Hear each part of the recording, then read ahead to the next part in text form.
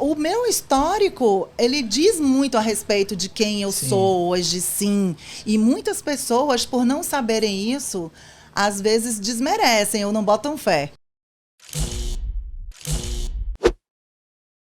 Hello Web, tudo azul por aí, sejam bem-vindos a mais um episódio do nosso Aperte o Play Trajetórias. E hoje eu tô com mais uma convidada incrível, eu vou botar palmas aqui porque essa é a voz. Ô, Eric, a gente podia começar o podcast você fazendo aquele negócio de rádio assim, ZYZ, sejam bem-vindos às altas frequências do rádio. Eu pensei que você queria que eu participasse do programa da Globo. A voz, The Voice. The Voice. Estamos aqui com Érica Saraiva, ó. Eu vou tentar dar uma resumida aqui. Você é atriz, jornalista, apresentadora de programas de TV, programas no rádio. Você foi apresentadora do Vídeo Jovem. Eu me lembro do Vídeo Jovem, era um programa de música, não era? Isso, o Vídeo Jovem, quando eu fui convidada, eu fiz um teste. E ele já tinha uns 15 anos já. Vários outros jornalistas já tinham passado, mas muito mais para cumprir uma função do que propriamente tornar aquilo algo diferenciado, digamos assim, sem desmerecer todos que passaram por lá. Eles já estavam na emissora fazendo outras coisas e faziam também essa apresentação. Eu entrei só para apresentar o Vídeo Jovem. Né? Eu fui a apresentadora que ficou mais tempo no programa, uns 3 anos, e a última.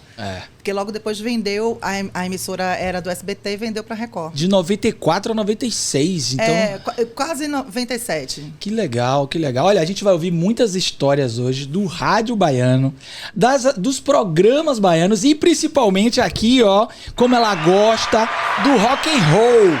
Érica, você gosta de rock and roll, não gosta? Eu gosto, sempre gostei. Eu gosto de música de um modo geral, sabe? Né? Mas tenho minhas preferências, sim. Até dentro da Axé Music, eu transmiti o Carnaval de Salvador. Vários anos, né? Durante muitos anos. Na verdade, não só durante muitos anos, mas muitas transmissões, às vezes, mais de uma por ano, entende? Sim. Então, eu tenho uma ligação muito forte com o entretenimento de um modo geral. Sim. E com o Axé, por exemplo, eu gosto muito das bandas percussivas. Adoro também. São as minhas preferidas disparadas, sabe? Adoro. Timbalada, Olodum. Quando toca, acontece alguma coisa. Baixa alguma coisa ali. Eu também sou muito fã. Eu, inclusive, teve uma das experiências que eu achei mais legal, que era quando o rock se juntou com bandas percussivas, que foi aquele Sepultura e Tambores do Bronx no Rock in Rio. Sim, Sepultura e o próprio Carlinhos Brown também. Rata Marrata. Eu gosto desse negócio do imprevisível, entendeu? Eu odeio caixinhas, rótulos, sabe? E muito do meu trabalho, independente de toda essa lista que você vai ler aí, do que eu já fiz, tem o fio condutor que é pensar fora da caixa. Sim. Democratizar, no caso, a minha matéria-prima que eu gosto de trabalhar, que é a música, a cultura e tal. Então eu tento democratizar mesmo, sabe? Olha só, é uma história, gente. Ó, a gente vai ouvir histórias aqui, ó, do Vídeo Jovem, Se Liga no Pida, Tudo a Ver Bahia, Bom Demais, programas de rádio como Detonando Transamérica, Circulando, Festa e Folia na Transamérica e por aí vai. Então, eu tenho certeza que quem tá assistindo ou ouvindo esse podcast que for da Bahia conhece essa voz, conhece você, Érica, porque realmente você é onipresente de mídias, né? De várias mídias, porque você já foi da TV, já foi do rádio, tá agora no YouTube também, né? Me conte aí, você tá também nas novas... Eu fiz... É engraçado isso, né? Porque quando chegou a pandemia, eu comecei a ser cobrada a fazer algo nas redes, mas foi justamente... Tinha 2 anos que eu tinha interrompido minha carreira na comunicação, porque eu tinha saído de uma experiência num clube de futebol, em que eu era coordenadora de comunicação, e foi a pior e melhor experiência da minha vida. Eu quero ouvir sobre isso também. Vamos, daqui a gente resenha. E aí eu tive que sair porque eu não tinha tempo para mais nada. Então eu tinha um programa na Transamérica, tive que interromper o programa para dar conta. 1 ano depois que meu contrato acabou, a minha produtora, que até então era a minha segunda casa, meu segundo investimento, minha segunda receita, digamos assim, né? Onde eu tirava a minha segunda receita.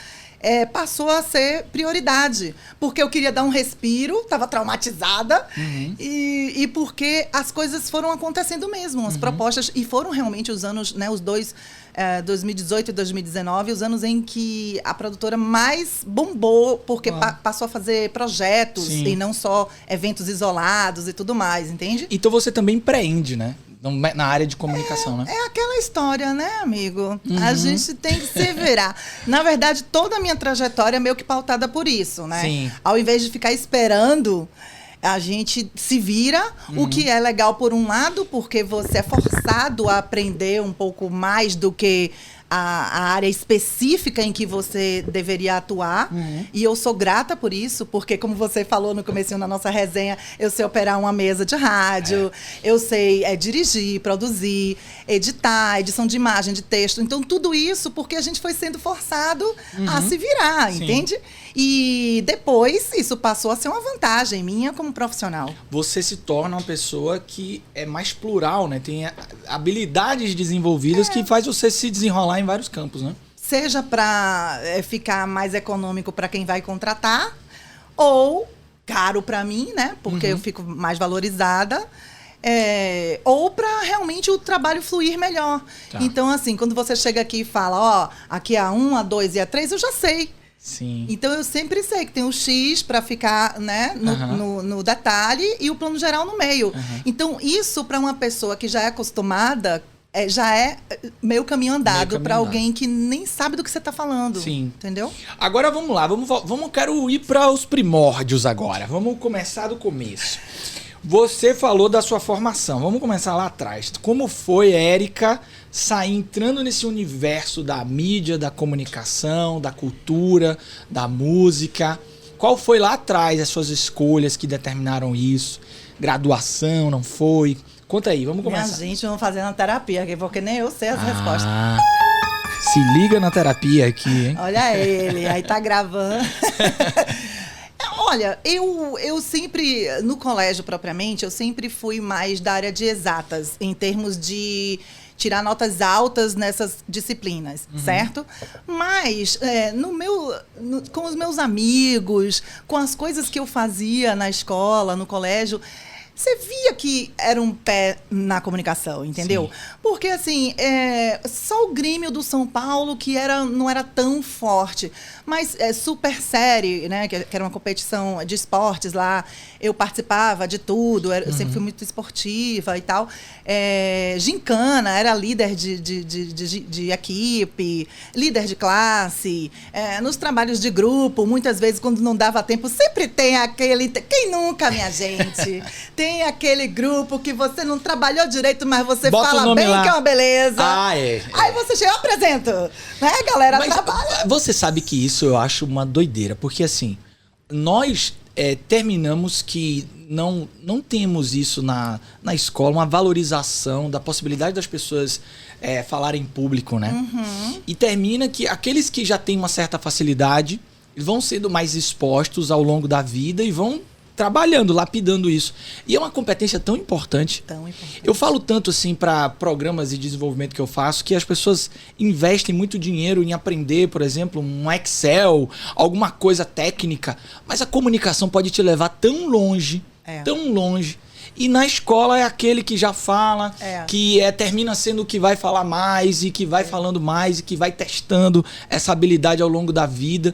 É uma habilidade que serve para liderar, é uma habilidade que serve para influenciar, é uma habilidade que é crucial na carreira. Com certeza. E até para o mal também, para manipular. Então, assim, a gente tende a achar que manipulação é apenas para o lado pejorativo. Mas, numa mesa de negócios, você está a todo momento ali também fazendo isso, entende? Então, eu acho que talvez seja aí também a nossa mania de rotular.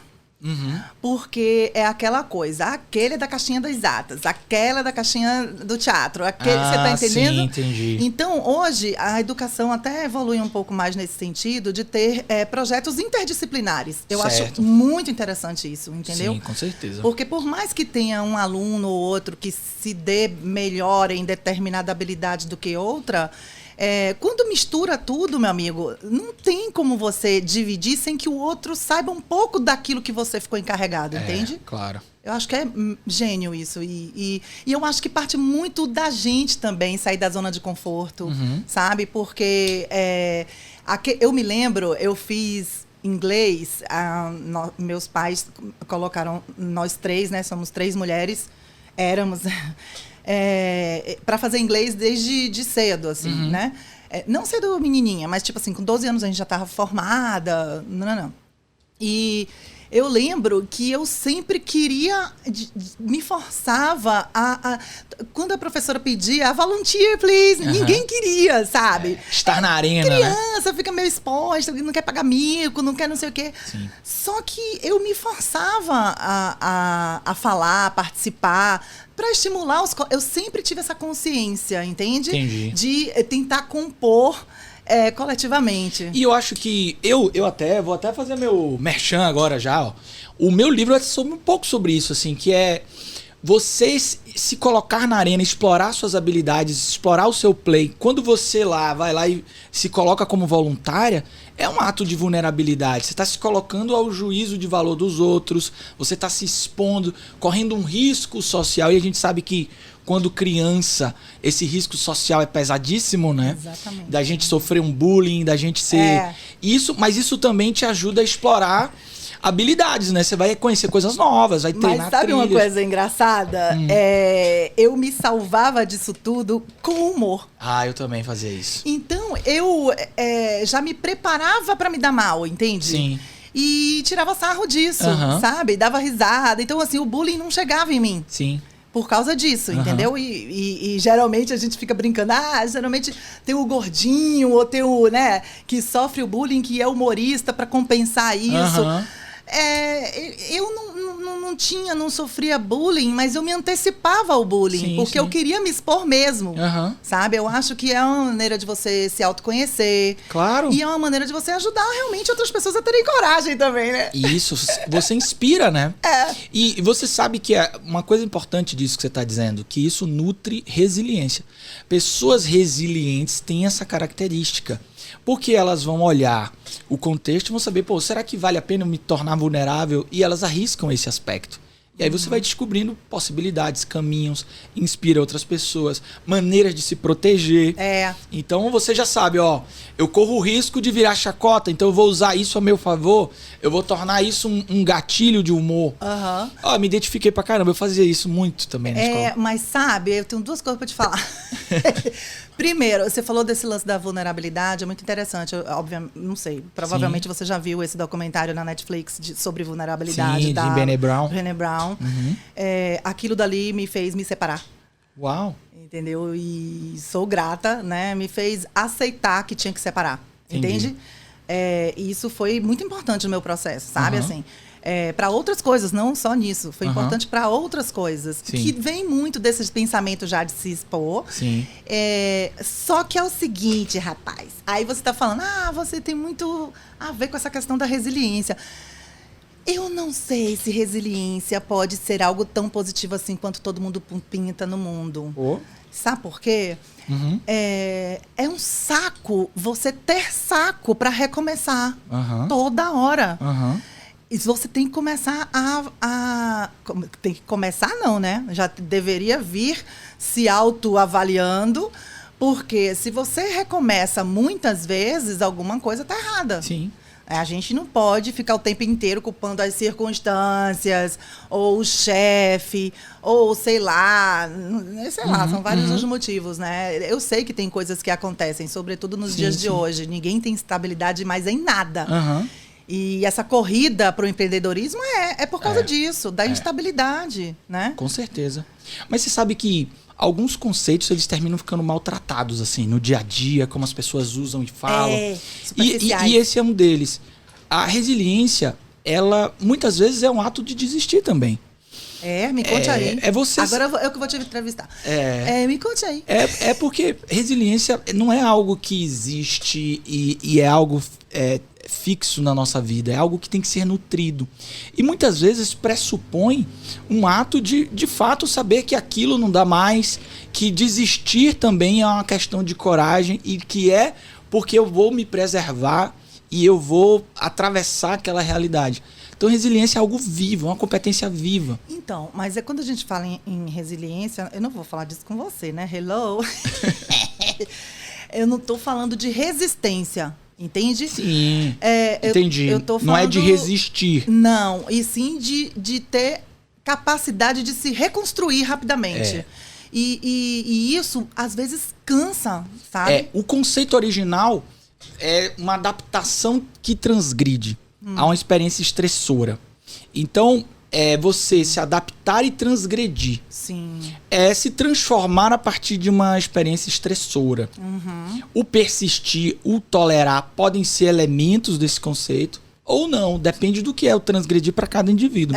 Né? Que cada um tem sua onda aí. Mas voltando lá, você tava lá na escola... Meu filho, você tá fazendo uma cidade nesse negócio aí. Eu não fiz nada, só tem um boneco com a perna levantada. Na verdade, eu tô ouvindo a história e tô aqui contando. Mentira, você já tem a manha disso aí. Eu que devia trazer um pra você, desconhecido. Confie nas suas mãos que vai aparecer a história. Vá confiando nas mãos que a história aparece. Sim, aí na escola você era bom em exatas e... existia um rótulo meio que exatas, é esse caminho, era assim? Não, aí eu fui vendo que eu cheguei a fazer, eu fiz análise de sistemas, não tinha na UFBA, então eu tive que fazer na Católica, na UFBA só tinha processamento de dados e tal. Amei, tipo, era engraçadíssimo, né? Porque só tinha, tipo, eu e mais uma ou duas meninas na sala. E o resto, tudo aquele negócio, aquele clichê do menino crequento, sabe? Assim. É a origem do nerd, né? Do nerd, entendeu? É a origem do nerd. E eu tava organizada, vamos combinar, eu tava organizada. Né? E aí a pessoa achava o quê? A loura burra, né? Só que eu só tirava nota alta, entende? E até porque virou questão de honra, né? Porque eu sentia que tinha um olhar atravessado. Eu adorava quebrar isso. Porque, como eu disse desde o começo, eu odeio rótulos.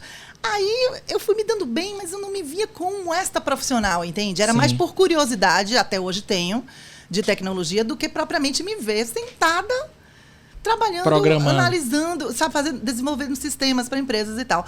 E eu comecei a, paralelamente, crescer numa outra área, porque, como você pode ver, não adianta muito, né? Por causa da minha postura, meu pai quis me colocar num curso de passarela. Meu pai, foi tudo ao contrário, E mais por causa da postura. Sim. A postura continua a mesma porcaria. Mas, graças a esse curso, aí um outro viu, aí com não sei o que, eu comecei a desfilar, comecei a fazer foto. E não tinha o menor saco, porque te alugavam pra caramba e você ganhava pouco. Aí eu fui fazer teatro, porque eu vi que... Olha que legal. Que eu tinha uma habilidade ali que eu, desde a escola, usava pra conseguir as coisas. Era o quê? Era uma presença? Ou era uma coisa de desenvoltura? Entendeu? Exatamente. Um se atirar sem medo, entende? E aí eu fui fazer teatro porque também, interessada na grana, não vou lhe mentir, os comerciais de figuração pagavam muito pouco, mas quando era um comercial falado, a gente dizia, né? Então eu até comecei pensando na publicidade mesmo, em me melhorar para fazer publicidade, porque eles pegavam muitas atrizes de fora para fazer as campanhas aqui. Foi de TI a questão publicitária. Não, paralelamente. Né? Eu nunca pensei que eu ia abandonar lá. Só que aí eu comecei a trabalhar muito. E aí eu tranquei. Sim. Aí eu virei, mas eu não vou ficar sem fazer uma faculdade e tal. Aí eu falei, vou fazer jornalismo. Por quê? Essa de fazer figuração me levou à apresentação do Vídeo Jovem. Entendi. Eu fiz nesse negócio de fazer teste. Eu já estava fazendo comerciais falados, né? E aí eu fui fazer o teste para a apresentação do Vídeo Jovem, gostei do babado, quis fazer jornalismo. E meu pai não apoiou, ficou da vida. Cadê? Ele queria a coisa mais tradicional, né? Concluir a... Ele achava, e ele tinha razão, era uma área muito promissora, informática. Era. E ele é da área de exatas, eu sou a filha mais velha.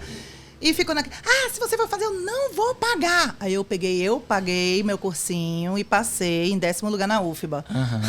Porque eu só fiz a UFBA, porque eu não tinha dinheiro para pagar a faculdade. Aí comecei a enveredar para essa área e foi tudo muito mais rápido do que a própria faculdade, que eu tive que interromper várias vezes. Entendi. De trabalhos mesmo. Até para aprender foi mais rápido? Tipo assim, as matérias eram coisas que você se deleitava fazendo? Não, especialmente nos primeiros semestres, que é tudo muito teórico. Ah, tá. Mas eu já estava na prática. Entendi. Mas eu também adoro a teoria. Aí você realmente é meio incompatível com a intensidade de trabalho que eu passei a ter. Entendi. E eu ficava naquela, não, se eu perder essa oportunidade, não vou ter de novo. Tipo, na TV, aí Mário Kertz me chamou para fazer bancada com ele quando ele tinha um programa de TV.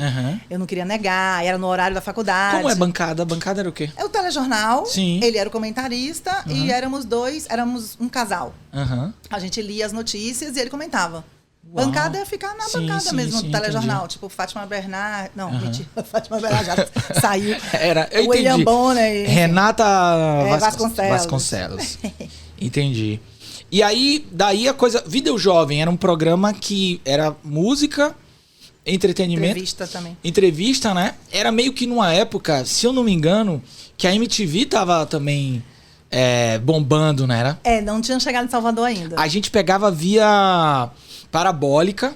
Eu lembro que era vertical e não sei o que lá. Eu não lembro, não. Eu lembro que, tipo, não tinha... Já tinha acabado... Tá? Quando eu comecei, ainda não tinha. Quer dizer, e o programa já tinha mais de 10 anos. Então...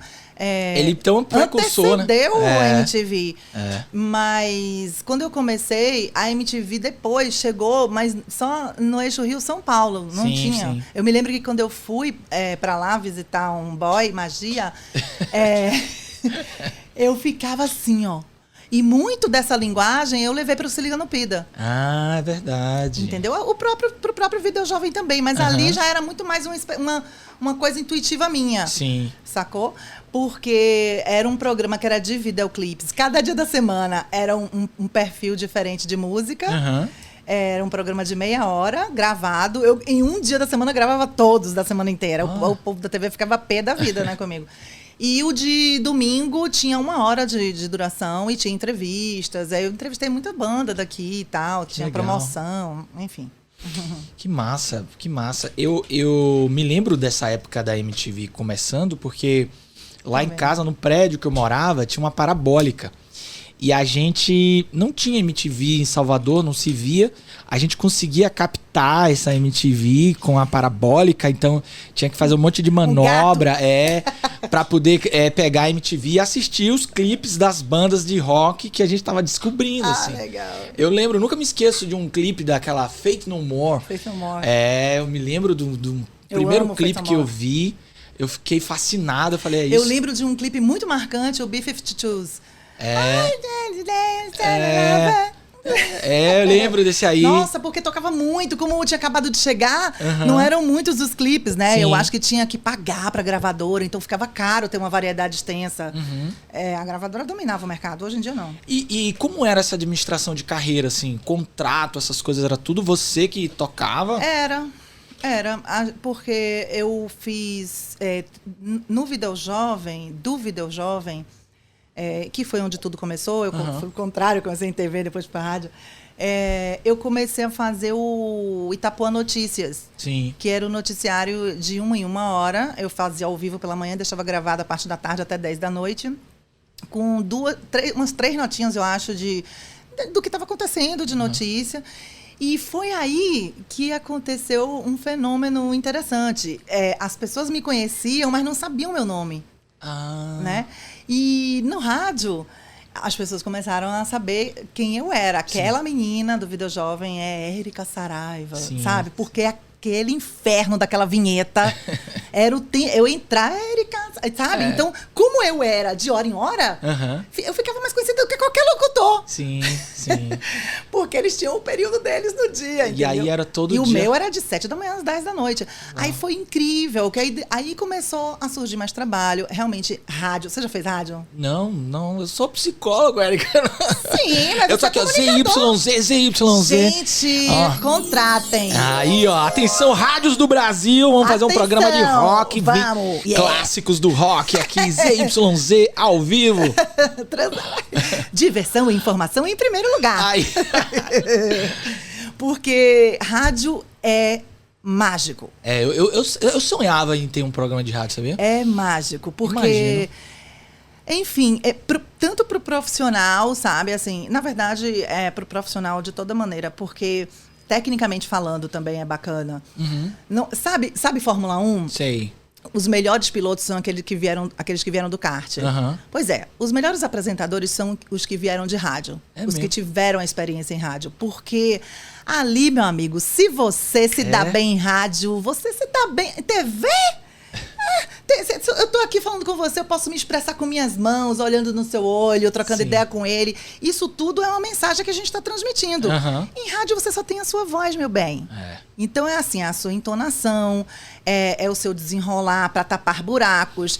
Profissionais que fazem rádio, olha a louca batendo na coisa, geralmente fazem muitas transmissões ao vivo em TV. Porque para você fazer transmissão, você tem que ter conteúdo, você tem que ter raciocínio rápido, você tem que fazer mais de uma coisa ao mesmo tempo, que você está ouvindo o ponto aqui, você está falando e Isso tal. que eu acho uma loucura. Isso você faz em rádio. Isso eu acho que tem que ter uma habilidade assim. Se ninguém estivesse vendo aqui a gente, eu estava aqui falando com você, estava ali chamando, ó... E dizendo que eu quero beber água. A gente faz muita coisa ao mesmo tempo, entende? Entendi. Então, é uma habilidade. Eu acho que eu ia bugar se tivesse uma voz aqui falando comigo. E eu tendo que apresentar, apertar o botão aqui. Cara, é um negócio assim... mas é por isso que você vê às vezes umas pessoas, né? Cri. Ela tá ouvindo a voz de Deus. Não, cadê o grilo? Eu tenho um grilo aqui. Aí. A pessoa tá assim falando, aí faz... Ela tá ouvindo, entende? Ela não soube lidar com isso. Agora também tem uns... Pode falar palavrão? Pode, claro. Tem uns pontos escrotos, né? Se a pessoa tá no meio de uma frase, a não ser que ela esteja vendo que o cara vai cair na merda, vai cometer uma gafe, ela não pode intervir. Ela tem que esperar ela dar um ponto... Pra poder ela dar um toque rápido e no meu respiro eu já ouvi, já faço o que ela falou. Cara, entendeu? isso é muito loucura. Sem fingir que não tem ninguém falando. Então é engraçado porque eu não sei como é na sua área, é curioso até, mas a gente que a nossa profissão é exposta, né?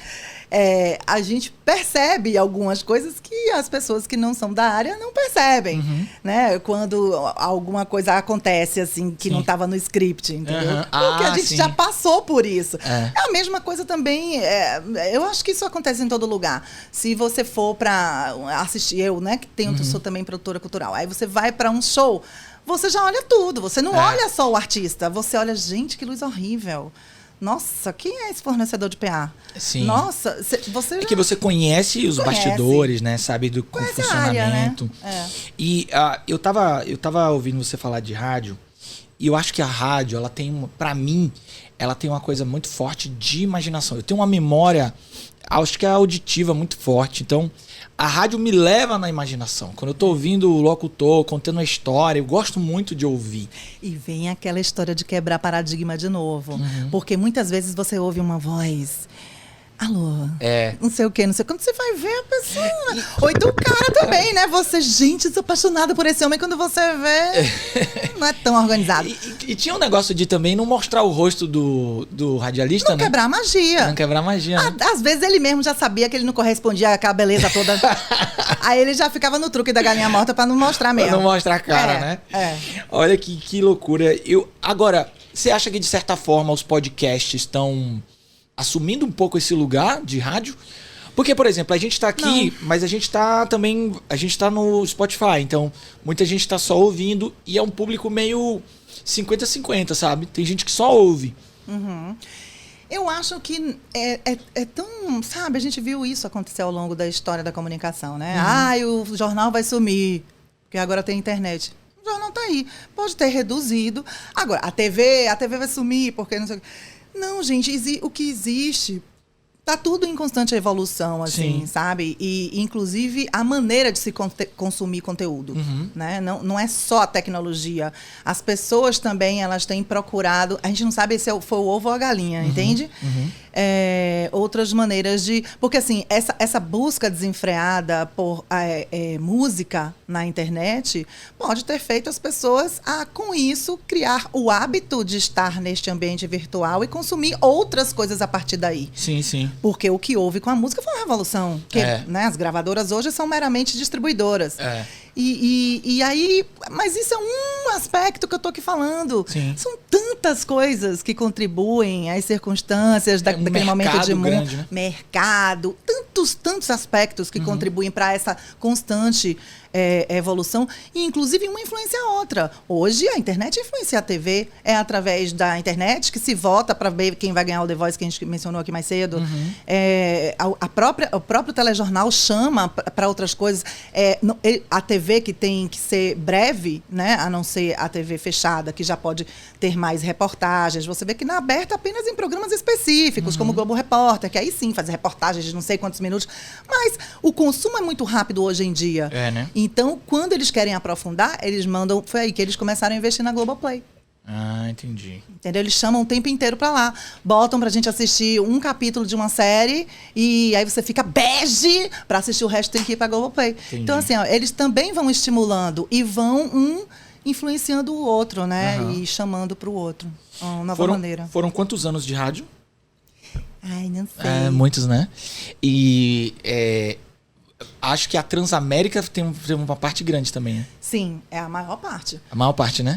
Porque a Transamérica... Então, vou falar essa como foi que eu entrei na rádio. Primeiro teve esse lance do Itapuã Notícias, né? Aí vendeu o Sistema Nordeste de Comunicação, mas Luiz Pedro Irujo, filho, quis ficar com a rádio. Então, eu continuei lá com o Itapuã Notícias e saí do Video Jovem. Que aí acabou acabando o programa. E teve o Video Jovem Show, que foi um radialista que fez, que era diferente, era com plateia. E eu já não estava, e depois acabou o programa. E eu me lembro como se fosse hoje. Eu não lembro se eu já tinha feito alguma outra coisa depois do Itapuã Notícias. Eu não lembro mesmo. Mas o que eu lembro é que a Band... Não era Band News, era Band FM.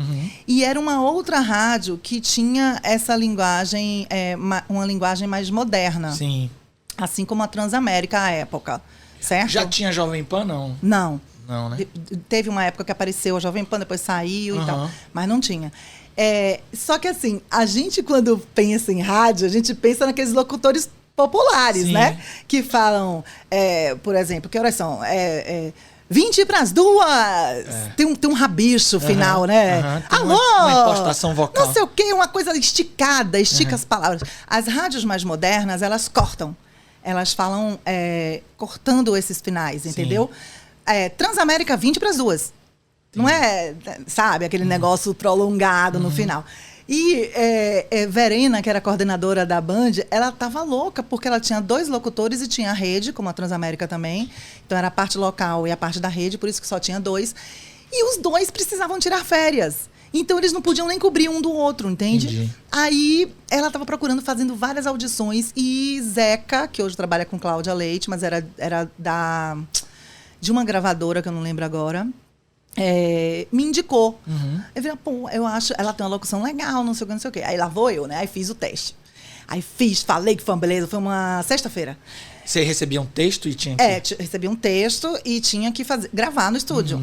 Aí eu gravei, eu não lembro agora, eu acho que era desanunciando música e também tinha uma parte de notícia. Aí tá, aí Verena amou. Ai, meu Deus, resolvi meu problema, graças a Deus, ela tava no limite. Aí ela falou assim, você começa segunda-feira. Eita. Aí eu virei assim... Só tem um problema. Eu não sei operar. Aí ela soltou uns palavrões. Aí eu falei assim, mas eu aprendo. Eu aprendi no fim de semana. Uau. Operar é mexer na mesa? Não é uma mesa dessa. É uma mesona, eu vi já, eu conheci. Especialmente naquela época. E aí eu fui, sábado e domingo, levei um caderno uma caneta, existia isso naquela época. E fiquei, tipo assim, desenhava a mesa. A mesa pra saber. E botava aqui, esse canal é o canal do, sei lá, aqui é o canal do não sei o quê. Aqui é o canal. Fiz assim, fiz um mapeamento. E fui fazendo, e até que você vai se acostumando, aí já fiquei... Agora você me encheu de dúvidas técnicas. Ai, meu Deus. Aquelas mesas, quando entra uma vinheta, é um lugar que a pessoa tem que apertar, uma programação? Não, hoje, deixa eu ver se eu lembro como era naquela época. Não, é o seguinte, você vai ter uma tela, Sim. A mesa nunca vem sozinha, ela vem a mesa e vem o software. Tá. Certo? O software fica no computador lá, e aí você entra no seu perfil desse programa, que são vários os programas, Sim. E abre a sua tela que você organiza como você quer. Então ele tem o lado de cá, todas as coisas que vêm uma após a outra, que você própria organiza. Sim. Você recebe uma programação do programador musical e você coloca essas músicas, você coloca as vinhetas, tudo naquela tela do lado esquerdo. Do lado direito são esses botões. Sim, tipo esses que aqui. eu organizo como eu quiser. Pode ser na parte de baixo, depende do software, entendeu? Tá. Aí eu posso tanto, porque ali é o que vai seguindo a ordem normal. Sabe? Eu posso, no máximo, dar uma mixada ou um fade pra passar por debaixo rápido. Sim, botar um efeitinho e tal. Não, eu tô falando assim, ele vai sozinho. Eu posso ir no banheiro, se eu quiser, entendeu? Se não tiver a parte do break, estiver longe, tem umas 3 músicas pro break. Eu posso ir no banheiro e voltar. Entendi. Mas aí tem o abre break, sinal de hora. Olha. Aí você fala, 20 pras 2. Aí bota o volta break, que é uma vinhetinha. Tudo isso você que já coloca ali. Que programa. Entendeu? Agora, num programa desse, como a gente tá aqui, que é falado, que tem outros elementos, que não é puramente, né, programado, você tem uma programação mínima, uma abertura, como você fez aqui, botou trilha de abertura, vinheta de abertura, não sei o quê. Aí você fala, o momento de você falar, e você pode controlar pelos botões, é mais fácil. Entendi. Tipo, você falou um negócio, como você botou aí, pá! Você vai brincando, né? Entendi. Em programa de esporte você vê muito, né? O cara falando coisas. Aí tem aquela...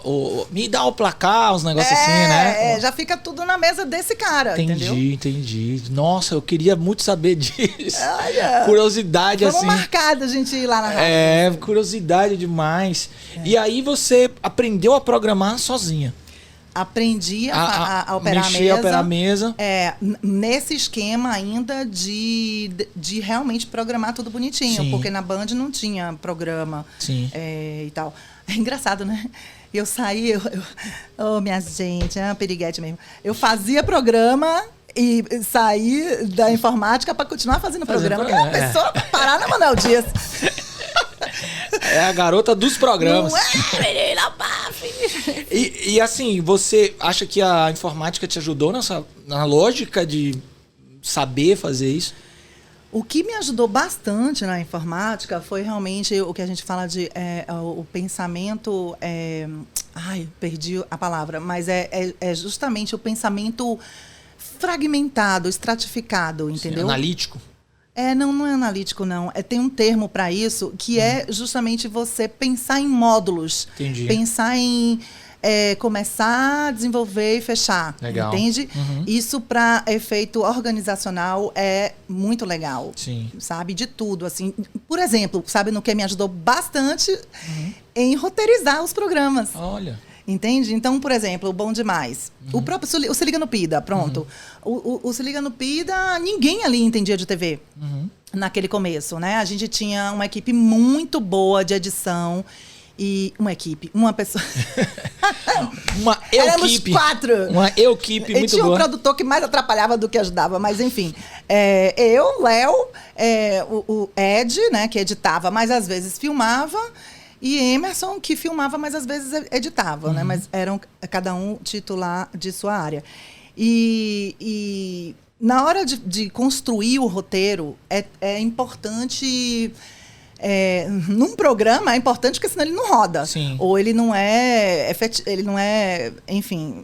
efetivo, né? Ele não consegue chegar à solução que você quer. E num programa de TV, analogamente é parecido, porque assim... Você tem que pensar na audiência, mas eu não só. Então, você tem que costurar as coisas de uma maneira muito inteligente, que você coloque coisas que você julga serem interessantes. Eu várias vezes eu me utilizava de iscas mesmo, sabe? De coisas que eu sei que vai ter grande audiência para ficar chamando, enquanto eu colocava outras que eu queria que as pessoas conhecessem. Entendi. Então, isso, me orgulho muito de ter feito isso e faço isso na minha carreira inteira. Pensar estrategicamente como montar essa... Como montar, é tudo pensado. Uhum. Eu me lembro que quando eu fui fazer o Bom Demais, eu assisti o Altas Horas até Altas Horas. Justamente para entender como ele pensava, porque era o Serginho que fazia. Sim. E eu ficava pé da vida às vezes que Serginho dava umas voadoras nos meninos na época, que os meninos também eram, né, muito bobinhos, vamos combinar. Mas ele é muito competente. Sim. As pessoas o adoram como um querido que dá espaço para todo mundo, mas ele é muito bom no roteiro, montagem, na montagem, na direção, entendeu? Ele é jornalista mesmo, sim, jornalista. Sim. Ele não caiu de paraquedas, ele se formou nisso, ele frequentou, ele tem a manha. E era muito interessante, porque assim, era altas horas mesmo, muito tarde. Então, o que resta ao bichinho, né? Ele saiu de uma emissora que ficava sacaneando com ele, mudando de horário toda hora. E a gente sabe, a audiência é fidelização de horário, sabe?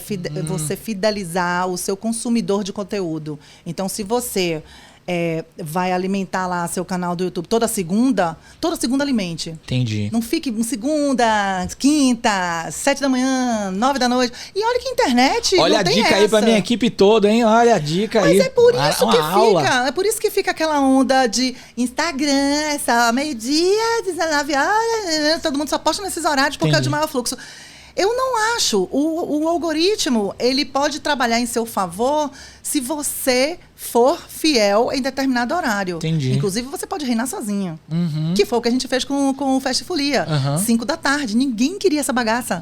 Ninguém. Aí a gente, vamos botar o baiano sai embora mais cedo do trabalho mesmo, né, e tal. A gente botou, hoje em dia, entrou no horário nobre. Olha. Entendeu? Então, tem muito isso. E no Altas Horas, ele vinha de um filme foda, de sábado, pá. E era uma audiência estúpida. Então, o que é que ele fazia? Ele começava sem frufru, já ia... Com atração. Já começava com atração fodástica. E outra coisa, meu irmão, eles tinham 2 breaks. O primeiro break só ia com quase meia hora de programa. Aí o segundo não, já era pertinho de acabar. Gente, vivendo e aprendendo. Pra poder espichar, porque se botar o break, a pessoa sai e perde a audiência. E se eu te contar que eu já fui ao vivo no Programa Livre... que era as Altas Horas, né? Que era justamente no outro canal, que começou a mudar de horário. Fala, garoto! Fala, garoto! Fala, garoto! Depois... Você foi lá? Como é isso? Ele não tinha um negócio que vinham aqui, às vezes, os programas? Era mesmo! Eu fui nesse, eu fui no Luau MTV. Eu fui a última pessoa... Tô achando que ele tá na profissão errada. Revelações na internet, podem pesquisar aí, Luau MTV.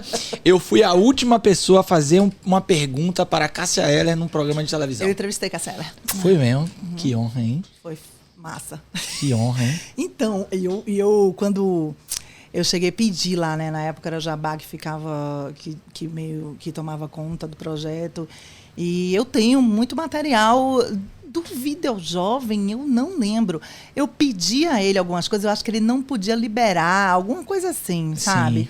Mas tem coisas ali muito importantes. Pena, né?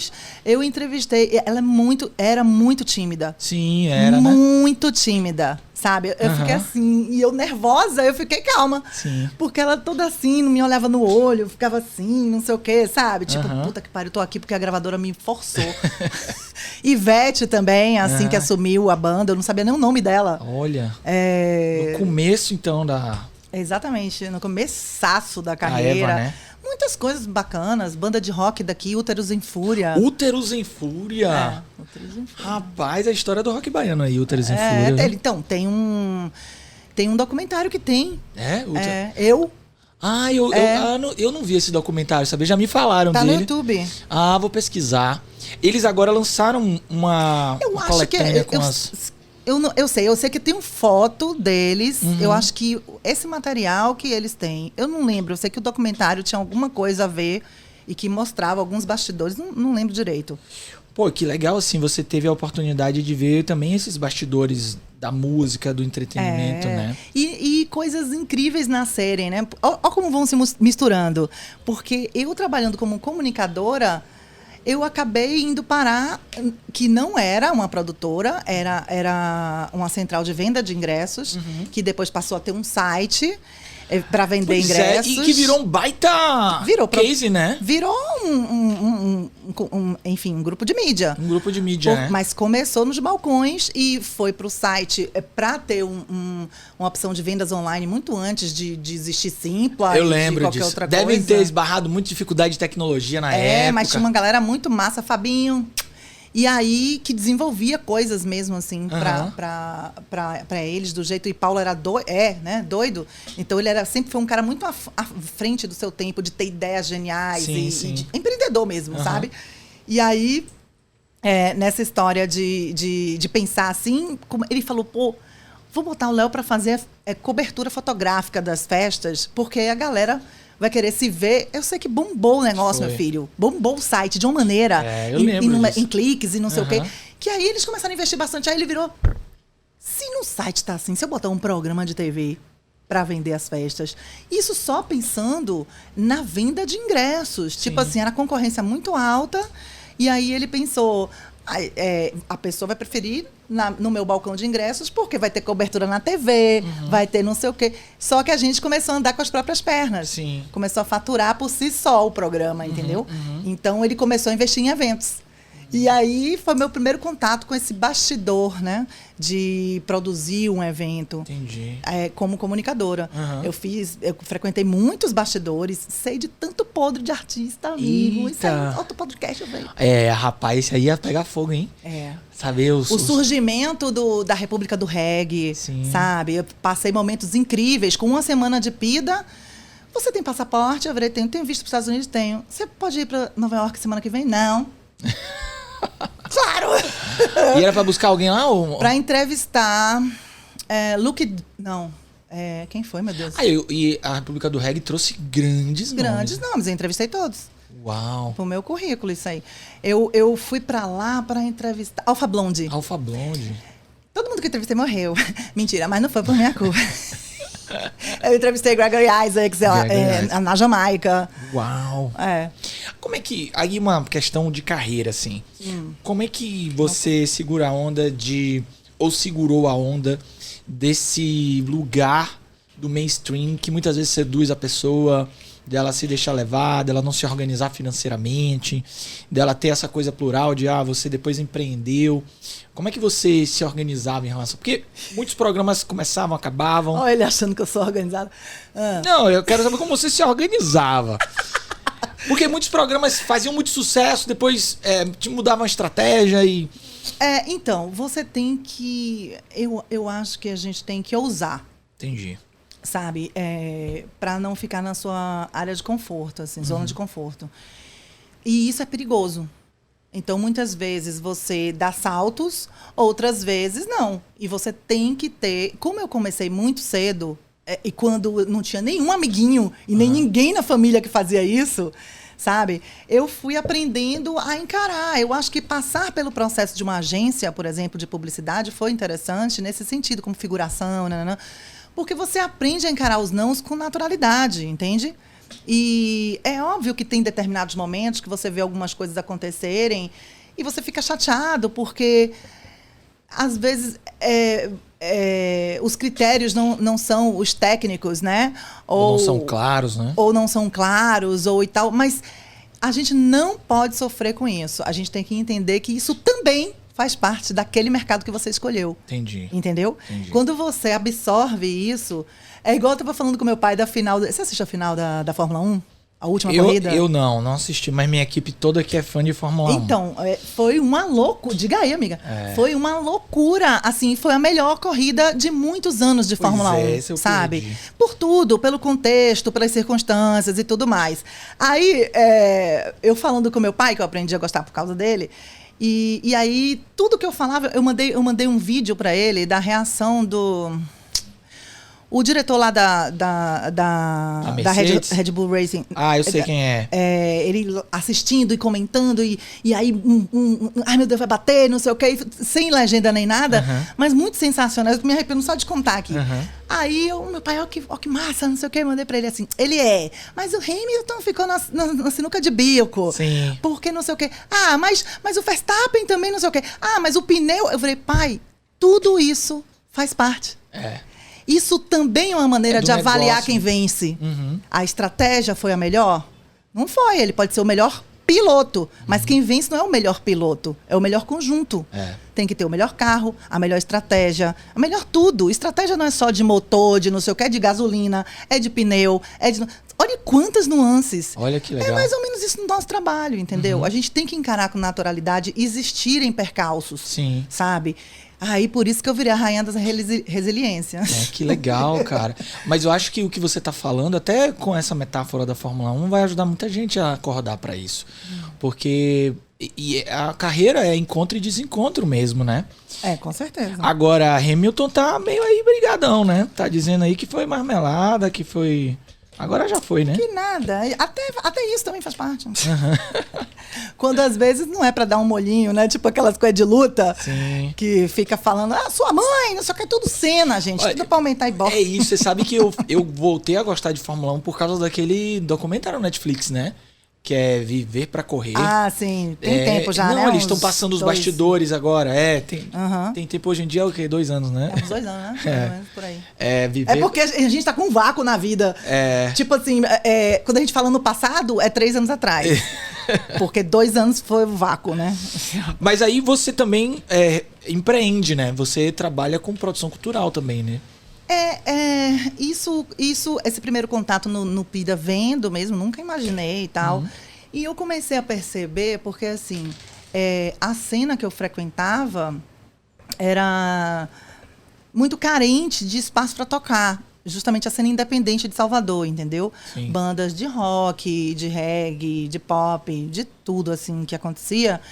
E os lugares grandes para tocar em Salvador, não assim eventos enormes para não sei quantos milhões de pessoas, mas 600 pessoas, não sei o quê, eram sempre as mesmas coisas, né? Axé, pagode, aí depois veio axé, pagode, sertanejo, depois só sertanejo. E eu ficava assim, eram as casas falando que não tinha outro perfil de atração para colocar, Salvador não tinha, e os meus amigos todos que não tinha lugar. Aí eu... Peraí que eu vou resolver essa bagaça. Vou fazer o link. Exatamente. Então, tanto que a definição da minha produtora, que é Inspire Music, é essa, entendeu? Promover cultura construindo pontes. Que legal. Porque, às vezes, a coisa tá ali. O amor pode estar...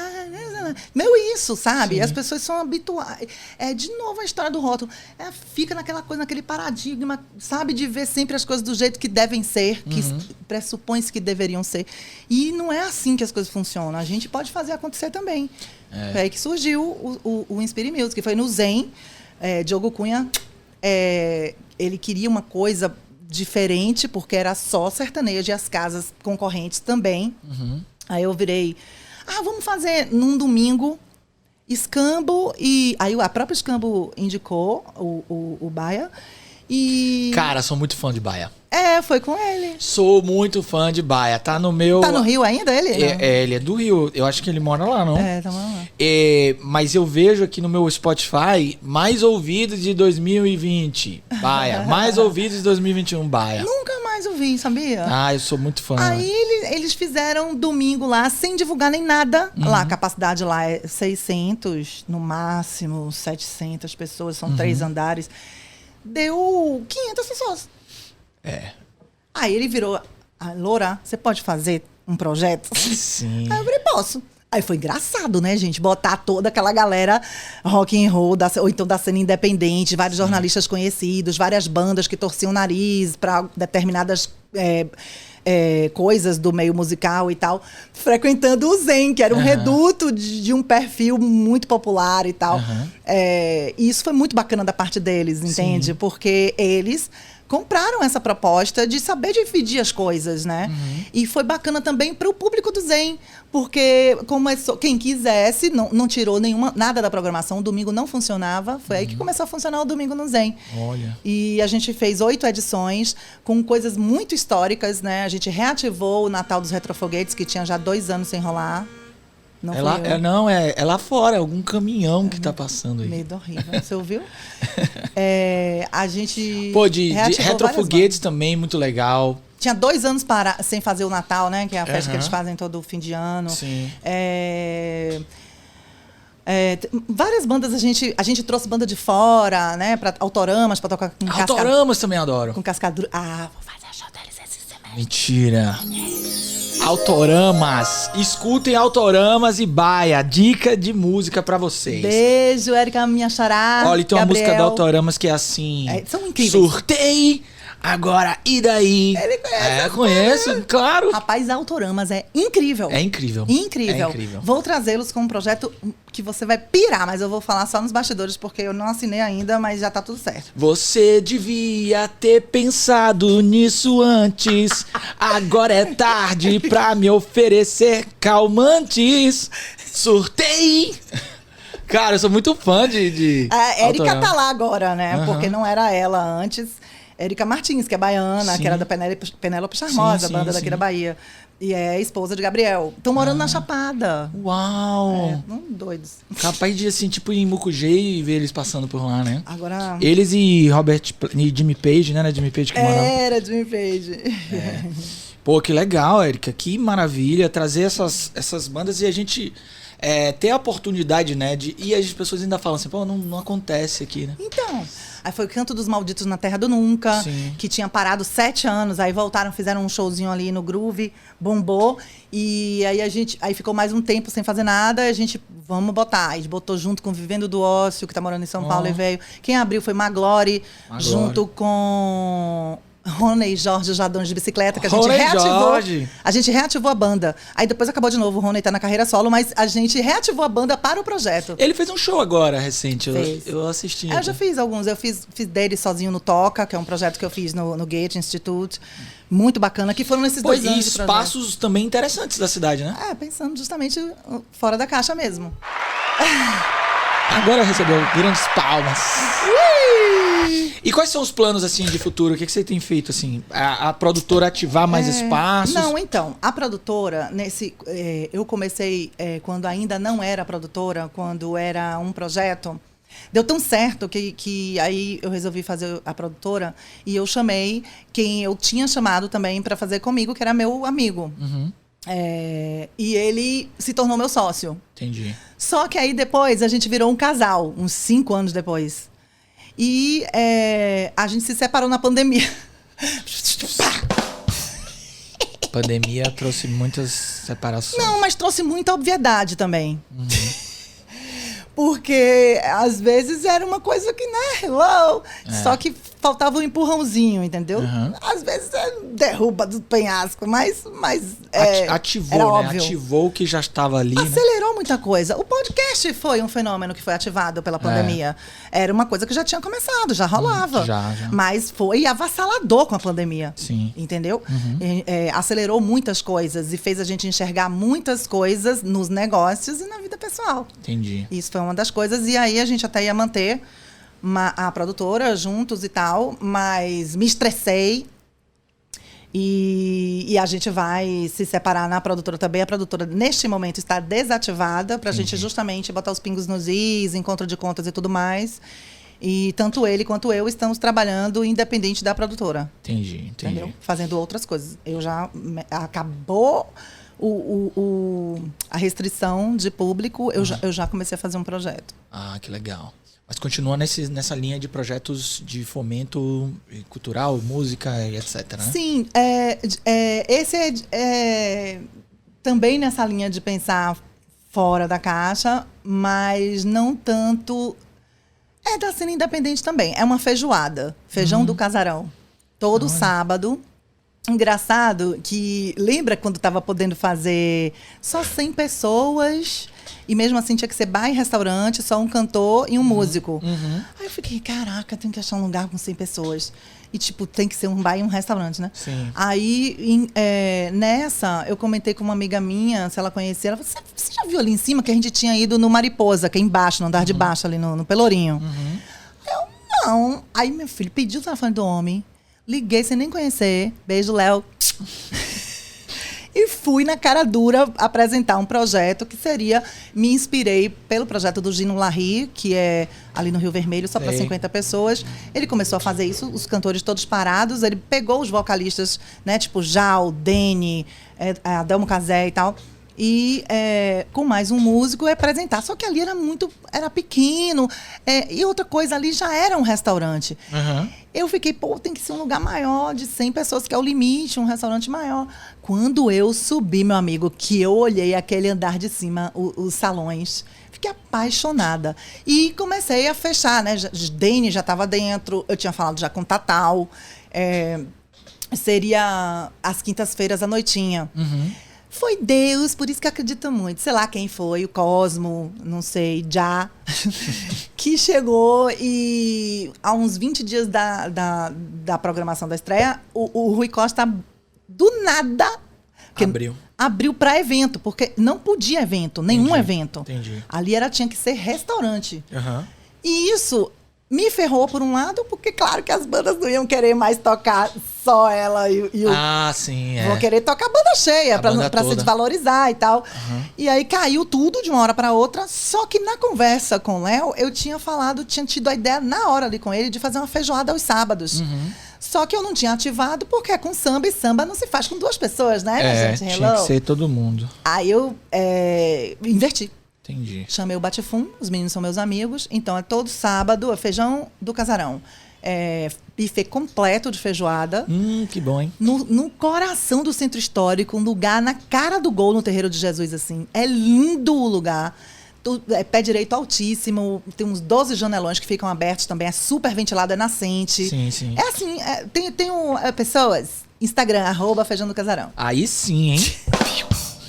Agora, essa área foi uma das áreas que mais sofreu, né, na Foi. pandemia, né? Total. Ainda tá, né? A primeira a entrar e a última a sair. Aqui ainda tem muitas restrições, entende? E a nossa cidade ainda tem uma relação muito amalgamada a entretenimento, né? Adorei essa palavra. Gostou? Amalgamada. A gente precisa do entretenimento enquanto cidade e economia, né, também. E é uma cidade da cultura disso, né? Então é um desafio amplificado, porque toda a cadeia ficou impactada. Ficou. É impressionante, porque assim, as pessoas pensam... Eu acho, sinceramente, faltou uma assistência do poder público de um modo geral. Entendi. Porque a gente tende a falar, né, do governo federal, mas isso daí, gente, já é unanimidade. Então não vamos nem falar, nem perder tempo. Falando mesmo municipal e estadual, eu entendo que é uma, entre aspas, saia justa, no sentido de a população vai pensar que isso é supérfluo. Sim. Não é, gente. É toda uma cadeia. É porque a pessoa pensa no artista, né? Pensa no artista. Aí não vê que tem um hold, aí tem um cara do estúdio onde o pessoal ensaia. Exatamente. Aí os fornecedores todos de A e B, de iluminação, de sonorização, sabe? A galera da graxa, que a gente chama, que são os holds e todo mundo que trabalha na montagem. É uma cadeia muito grande, que ficou muito impactada, de nível pegada não ter o que comer. E o que me incomoda, sabe, hoje a gente vê os grandes empresários que eram acostumados a fazer grandes eventos em Salvador se utilizar da miséria dessa parcela da população que integra essa cadeia para obrigar o poder público a voltar. Entendi. Entende? Érica, então o que é que você quer? Gente, políticas públicas zero. Entendi. É como se eles quisessem pressionar através dessa dor, sem que eles tivessem também ajudado ou contribuído a... Não, isso não é nem isso. Eles estão pressionando através dessa dor para benefício próprio. Entendi. Eles sabem que é uma irresponsabilidade abrir por completo e de qualquer jeito. Entendi. Especialmente naquela época. Mas desde o início estão pressionando. Entendi. Então, assim, aí a gente tem que realmente... A CM Neto não comeu reggae, como se diz aqui, sabe? Ele realmente foi... bateu o pé quando teve que bater... chamou pros peitos, para responsabilidade. Achei muito bacana o trabalho que ele fez conjunto com Rui Costa, nesse sentido de realmente se unir, né? São historicamente forças políticas opostas. E se unirem por um bem maior, vendo a lambança que estava ocorrendo no governo federal. Isso ajudou bastante. A Bahia saiu na frente em muitos aspectos, de muitas coisas. Eu sinto que o Bruno... tá, prefeito, não é isso, mas me parece que às vezes você se sente pressionado. Sim. Mesmo, entende? De dar uma resposta que é óbvia. Não vai ter Réveillon, gente, sabe? Não vai ter carnaval. Aí fica postergando, tipo, o gato subiu no telhado, não sei o quê. Ou então, se vai ter, falar que vai ter logo. Entende? Eu acho que as pessoas estudam para isso, gente. Ao longo de todo esse período, deveriam ter apresentado possibilidades de assistir a essa galera. Não necessariamente assistir, quando a gente pensa logo em assistência. Né? Primeiro que assistencialismo, a gente tem que entender que é algo temporário, né? Porque ninguém está aqui falando, que ficam batendo, né? Lembra aquela época do Betinho? Enchia um saco do Betinho. Aquilo ali salvou vidas, meu amigo. Entendeu? Não é uma coisa que pode esperar o seu político tirar a bunda da cadeira e criar uma política pública para que ele melhore pela meritocracia. É urgente, pessoas morrem, sabe? Então, são coisas emergenciais que, num segundo momento, já espera-se que possam caminhar com as próprias pernas, mas primeiro precisam respirar com os próprios pulmões, depois caminhar. E uma dúvida, Érica, essa é uma área do entretenimento, cujas relações elas são muito pautadas nos contratos dos eventos, né? Não são normalmente contínuos, né?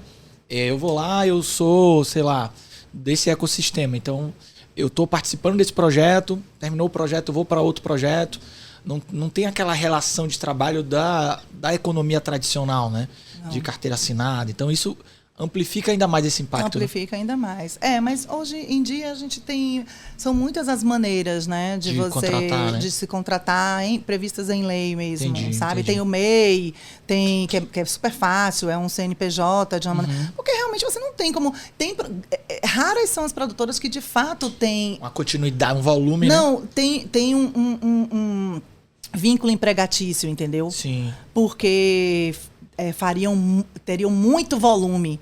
Se você não tiver, não faz sentido. Entendi. Sabe? Então, são pessoas que são contratadas por demanda mesmo.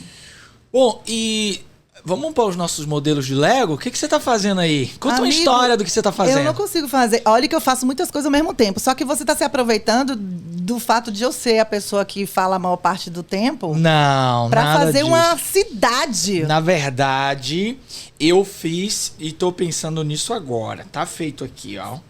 Vou mostrar aqui, vou mostrar para essa de cá, ó. Aqui é a minha representação da conversa com Érica. Porra, a minha apresentação. Eu vou mostrar aqui, vou começar. Ai, meu Deus, quase cai. Aí, sua conversa caiu. Peraí que eu vou refazer isso aqui, tá? Porque ao longo da nossa conversa, eu fui olhando, prestando atenção de tudo que você trouxe e fui construindo sem pensar. E agora, pra mim, a história é a seguinte. Eu tava aqui hoje, gente, nesse encontro maravilhoso, com uma pessoa que tem tanta informação, conhecimento e possibilidades, que transmite isso com tanta clareza que os caminhos provam, né? Foram muitas trilhas, muitos caminhos e muitas possibilidades. E aqui tem um moinho de vento para mostrar essa energia. Acho que é muita energia também para o que você faz, né? Para sua trajetória. Tem que ser, né? E a trajetória tá assim, com peças bem diferentes sendo colocadas, porque ora a Érica tá ali, ora a Érica tá aqui. Tem uma trajetória que você não contou, que eu sei que tem também, que você foi durante muito tempo garota propaganda também, né? Sim, sim. Então são tantas possibilidades e reinvenções e com, ao mesmo tempo, riscos aqui, ó. Se vocês olharem aqui, tem uma base que não tá conectada. Então são riscos assumidos que levam você para muitas direções. Esse é o meu modelo sobre essa conversa. Agora o seu. Você jura? Eu juro. Você pode tirar tudo que você bota aí e mostrar o que você fez. Não, mas você sabe que é legal mostrar exatamente assim. Inclusive caiu. aqui, justamente. Pode mostrar sim, vamos tirar o copo aí. Ai, meu Deus. Aí, caiu. A louca. A intenção era colocar isso aqui na cabeça, porque às vezes eu tenho uma cabeça de vento mesmo. E eu gosto. Ó, gente, tá? Não é porque eu sou bagunçada. É porque eu não tive tempo. E não ter tempo é a minha cara, realmente. Porque eu sou uma pessoa que gosta de fazer muitas coisas ao mesmo tempo. Se eu não tiver organização, isso, ao invés de me ajudar, me atrapalha. Entendeu? Porque antes eu ficasse com uma coisinha só. Sim. E mesmo desorganizada, saia tudo lindo. Sim. Entendeu? Mas eu sou hiperativa real. É mesmo? Hiperativa. Eu comecei a assistir aquela série do Fantástico, comecei a me identificar no negócio de TDAH. Comecei a achar que eu tinha isso, gente. Eu comecei a pesquisar no Google. Porque tudo que ele falava, cada episódio era eu. E tipo, gente... E até como o cara resolveu é o que eu faço mesmo. Um dos caras que, depois que soube... Quando você sabe o que você tem... Isso pra vida, né? Sim. O autoconhecimento nos impulsiona por isso. Sim. Porque aí a gente já sabe fazer, né? E eu acho que o segredo tá aí, né? Na gente sabe, é como a gente faz pra lidar com o outro. Tipo, você tá num trabalho, né? Nem todo mundo é você que escolheu, sabe? Mas se você já sabe os defeitos daquela pessoa... Então, você tenta driblar isso para que aquele defeito não se aflore.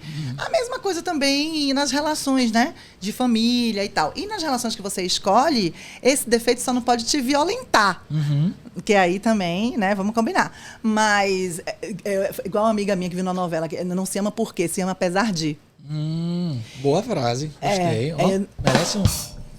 Mas, se o apesar de for desse tamanho, aí também quem não se ama é você, né? É uma linha tênue mesmo. E eu acho que é meio isso também, sabe? Eu vou... Especialmente, gente, depois da pandemia, você começa... Se eu já era hiperativa e criativa, geralmente os hiperativos, os que têm até TDAH, que eu não sei se tem ou não, viu? Mas vai que eu tenho. Eles são criativos. E isso que é o problema. Sim. Então, é um dos problemas. Eu meio que tento me controlar mesmo, sabe? Eu tô sempre com post-it, com agenda, com Trello, com, sabe, computador, com ações de produção, listas de ações de produção que eu tenho que fazer cada dia, senão eu me perco. Entendi. E aí é meio isso mesmo. Eu botei aqui por causa da cabeça voadora, entende? Você consegue construir algumas coisas, mas o legal é que você tem sempre várias peças disponíveis. E se você tivesse alguém que você conhece que está entrando na área cultural, que dica você daria, assim? O que essa pessoa precisa pensar em termos de carreira? É ser plural, assim? É trabalhar diferentes competências como você? É ousar? O que você poderia dar de dica? De produção cultural? Produção cultural ou até mesmo de carreira, né? Porque sua trajetória tem tantos caminhos. Não, eu acho que pra tudo. Eu fico me questionando quando você me pergunta isso. Quem sou eu pra falar, entendeu? Porque eu acho que cada um tem que encontrar seu caminho mesmo real. E eu não me julgo uma pessoa já realizada. Não me julgo de jeito nenhum. De jeito nenhum. Por exemplo, você tá aqui falando, eu tô toda me sentindo, vou sair daqui, eu tomar uma, vou comemorar.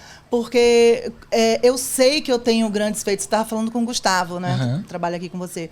Que como eu tive que mandar alguma coisa, aí eu tive que dar uma atualizada, aí eu falei, rapaz, sou foda.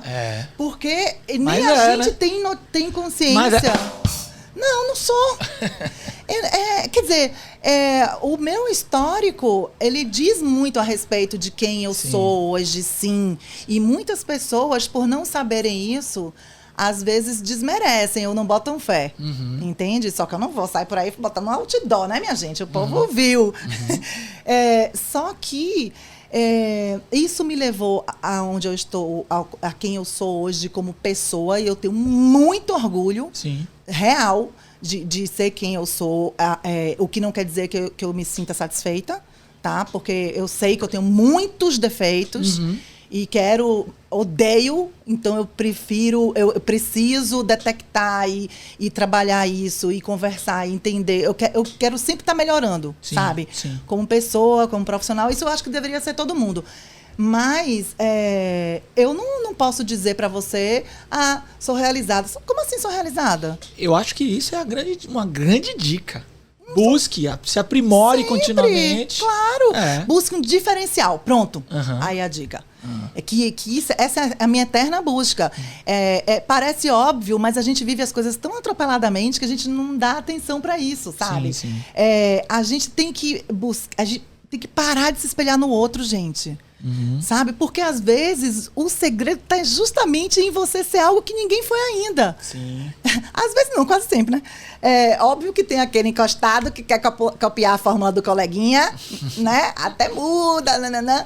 Nada contra você se inspirar. Isso é legal. Como eu me inspirei no projeto lá do Gino, entendeu? Sim, claro. Mas agora você vê uma coisa completamente diferente. Mas a inspiração foi lá. Sim. E eu falo abertamente.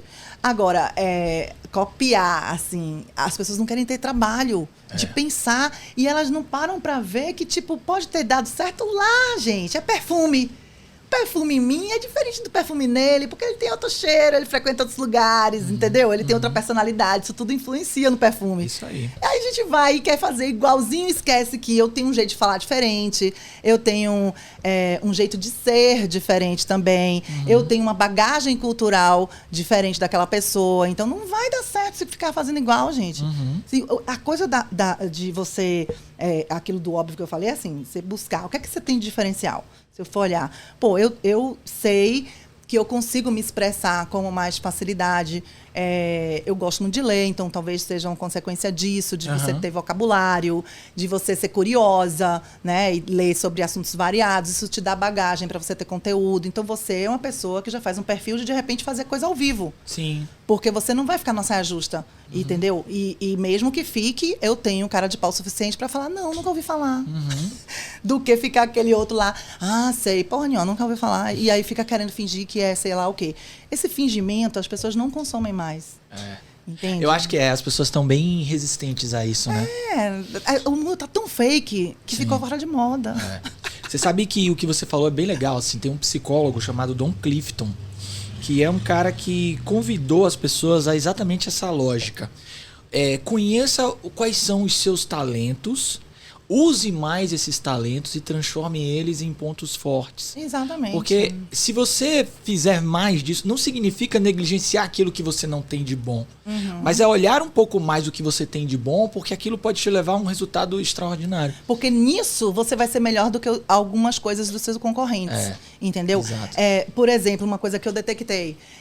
Eu gosto naturalmente, muito antes de me ver como comunicadora, de idiomas. Sim.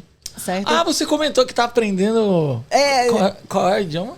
Árabe. Árabe? Não tô aprendendo. Árabe. Eu tô lendo. Árabe. Me contrate pra trabalhar na Copa do Mundo. Árabe. Tá tirando pra tudo quanto é lado. Pra ir pra Copa do Catar, né? Entendi. Catar confusão lá. Mas enfim, E aí eu parei pra pensar, começaram a surgir até meninas meio que copiando a fórmula de minha apresentação no Se Liga no Pida. Eu tenho orgulho de dizer que a gente fez escola, realmente. Sim. O que é que eu tenho de diferencial? Pô, eu falo inglês, eu fiz italiano, morei um mês lá. Eu fiz alemão, fiz francês. Uau! Quer dizer, francês é o único que eu não falo. Mas assim, eu fiz só um semestre também, né? Mas eu entendo a lógica do idioma e, enfim. Esse é meu diferencial. Então, eu tenho que explorar isso em algum lugar. Aí eu comecei a fazer, tinha entrevista internacional, eu fazia. Eu fiz, com por exemplo, o Gregory Isaacs, eu fiz ao vivo pro Detonando, na Transamérica. Eu falei ao vivo lá, entrevistando ele e depois fazendo a tradução na linha com os meninos que estavam no estúdio. Aí depois terminou, a gente foi lá dentro para fazer TV, né, para o Se Liga no Pida. Tava tudo diferente. Ele fez alguma coisa que ficou esquisito. Foi? Na rádio foi ótimo.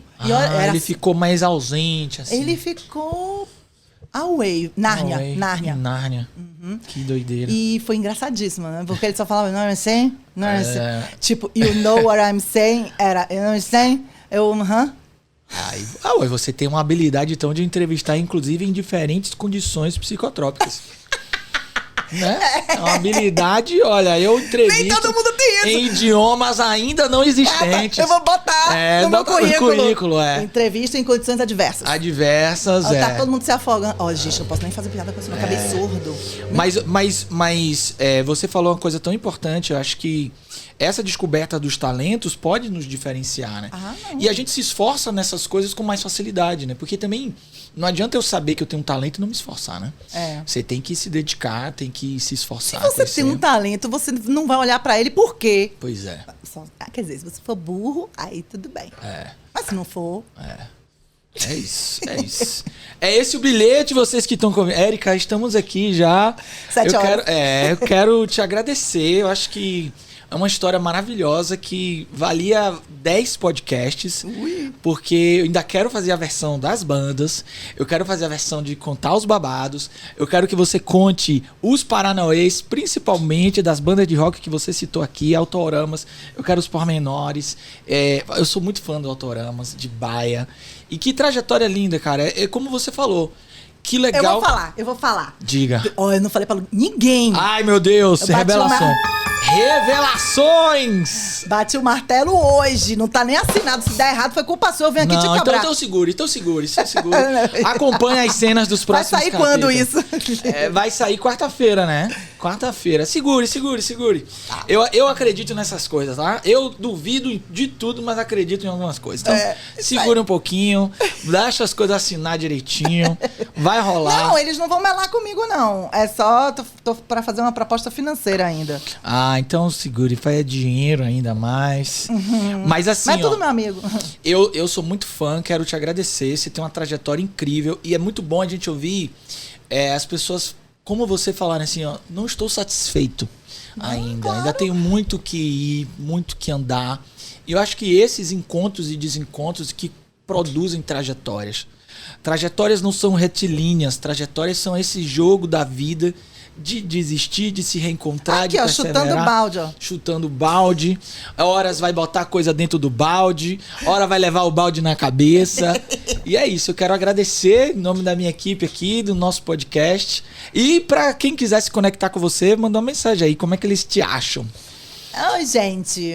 Não, na verdade, eu que tenho que agradecer também. Sim. Tá? Adorei o convite, adorei te conhecer. Ai, que bom. Gu que me convidou, né? Porque achava que eu me encaixava no perfil do seu quadro. E ele me conhece muito bem, então eu confiei cegamente nele. E ele me falou muito bem de você. Ai, que legal. Adora você como profissional e o podcast em si, porque ele adora a comunicação. Então, quando ele vê uma coisa acontecendo, eu já conheço a peça. Fica agoniado que é massa, que não sei o quê. E realmente corresponde a tudo que ele falou. Você é muito educado, gentil. A conversa rola solta mesmo, assim, do jeitinho que eu gosto mesmo. E a proposta da gente fazer um programa junto tá de pé. Vamos conversar. Aí, ó, ZYZ entrando na linha do rádio. Meu sonho é falar ZYZ. O que quer dizer ZYZ? É a frequência. A frequência? ZYZ. Nem sei se tem não sei o que lá, megahertz. Vários hertz entrando aqui na sua linha. Lá ele. Mas eu preciso agradecer. Obrigada, continue com esse projeto que é interessantíssimo. Obrigado. A gente tem que ter, sim, conteúdo de qualidade rolando aí na rede, né? Porque tem muitos outros esquisitos e a gente combate. Isso aí. E eu tô no Instagram, @EricaSaraiva, que é onde eu mais interajo. O Facebook é mais para meus amigos mesmo e pessoas conhecidas. E no Twitter, sou bastante ativa no Twitter também. Ai, Twitter. Eu não sou tanto no Twitter, mas eu pretendo. Vá. Mas é uma terra difícil. É a melhor rede social que mesmo? existe. Você acompanhar qualquer coisa, inclusive a Fórmula 1, mas qualquer outra coisa através do Twitter é incrível. Né? É muito incrível. O brasileiro é muito demais, cara. É muito talentoso. O que tem de brasileiro coteado, tem de brasileiro legal, sabe? Assim, criativo. Eles são rápidos, né? Nossa, meu Deus. Mas o meu problema com o Twitter é escrever naquela quantidade de caracteres. Você pode fazer uma trend. Não, você pode ir colocando embaixo se for algo grande. Mas se for algo grande também não... Você tem que ter um blog, né, amor? Não um Twitter. E qual é o seu Twitter lá? Érica Saraiva, tudo Érica junto. Saraiva. Com C. Maravilha. Então vocês que estão aí nesse podcast, por favor, se conectem com a Érica, porque ela tem muito pra entregar pra gente, histórias maravilhosas, uma pessoa incrível. E eu vou ficando por aqui. Ó, dica pra vocês o livro Playfulness, então já está na Amazon, em todos os lugares, podem achar lá, o Playfulness tá on. Um abraço a todos, compartilhem esse podcast, deixem comentários, mensagens e a gente se vê no próximo Aperte o Play. Fui!